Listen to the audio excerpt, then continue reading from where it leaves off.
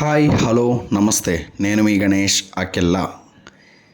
ఈ వీడియో చాలా లేట్గా స్టార్ట్ చేశాను. నేను కన్నప్ప ట్రైలర్ గురించి, at the same time Akhanda 2 teaser గురించి. ఈ వీడియోలో నేను కన్నప్ప ట్రైలర్ గురించి ఎలా ఉంది, నాకు ఎలా అనిపించింది, ఆ ఎక్స్పీరియన్స్ ఎలా ఉంది అనేది నేను షేర్ చేసుకోవాలనుకుంటున్నా.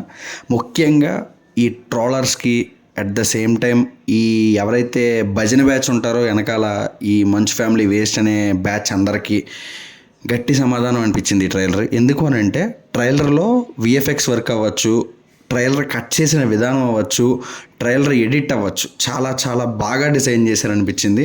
పర్సనల్గా నిజం చెప్తున్నా, ఈ ట్రోల్స్ ఇవన్నీ పక్కన పెట్టేస్తే సినిమా పరంగా ఆలోచించుకుంటే ఇది చాలా మంచి మూవీ అవుతుంది. ఎందుకనంటే జనరల్గా చాలామందికి ట్రైలర్ నచ్చచ్చు, కానీ బయట ఎవడో ఒకడు ఏదో ఒకటి అంటాడేమో అనే ఒకే ఒక ప్రాబ్లంతో వాళ్ళలో వాళ్ళే ఉంటారేమో తప్పితే బయటికైతే సినిమా ట్రైలర్ అయితే నాకైతే నచ్చింది. పర్సనల్గా నా గట్ ఫీలింగ్ ఏంటి అని అంటే చాలామందికి నచ్చుతుంది కూడా ఇన్ఫ్యాక్ట్.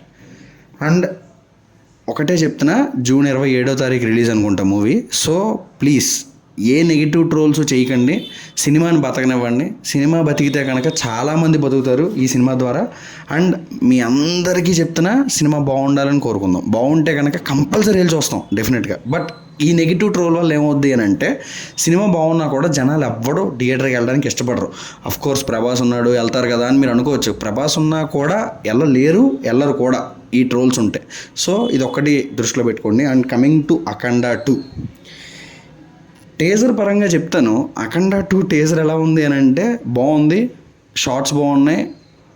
బోయా అండ్ బాలయ్య వీళ్ళిద్దరూ కలిసారంటే స్క్రీన్లో ఫైర్ చేస్తారని అర్థమైంది. And music Thaman as usual, Balayya Babu కనబడితే పూనకాలు వచ్చినట్టు కొడతాడు తెలిసిందే. కానీ నాకు ఓవరాల్గా అఖండ 2 టీజర్ మీద ఏ కంప్లైంట్ లేదు. జస్ట్ చిన్న డౌట్ వచ్చింది. ఏంటి అని అంటే, డౌట్ అని కాదు, చిన్నప్పటి నుంచి మనం అలా చూసి పెరిగిన విధానం వల్ల అలా ఉన్నామా లేదంటే ఇంకేమైనా అన్నది నాకు అర్థం కావట్లా. ఏంటి అని అంటే, ఇప్పుడు బాలయ్య బాబు గారు మధ్యలో ఈ ఆదిత్య 369 లేదంటే సంథింగ్ కొన్ని ఎక్స్పెరిమెంట్ మూవీస్ చేశారు. కానీ అపార్ట్ ఫ్రమ్ ఎక్స్పెరిమెంట్ మూవీస్ పక్కన పెట్టేస్తే ఆయన తీసిన సినిమాలు ప్రతిదీ ఓన్లీ వన్ కామన్ పాయింట్ మీద వెళ్తాయి సినిమాలు. కానీ ఆ వన్ కామన్ పాయింట్ మీద వెళ్ళే ప్రతి సినిమాకి మనం హైప్ ఇస్తాం, గోల్ చేస్తాం, సేమ్ స్టోరీ ఉంటుందని తెలిసినా కూడా రెచ్చిపోతాం, థియేటర్లు తగలెట్టేస్తాం. అఫ్ కోర్స్ గత 4 సినిమాల్లోనే సేమ్ స్టోరీ అయినా సరే హిట్ అయింది, కానీ మిగతా అన్ని సినిమాల్లో చాలా మటుకు ఫట్ అయినాయి.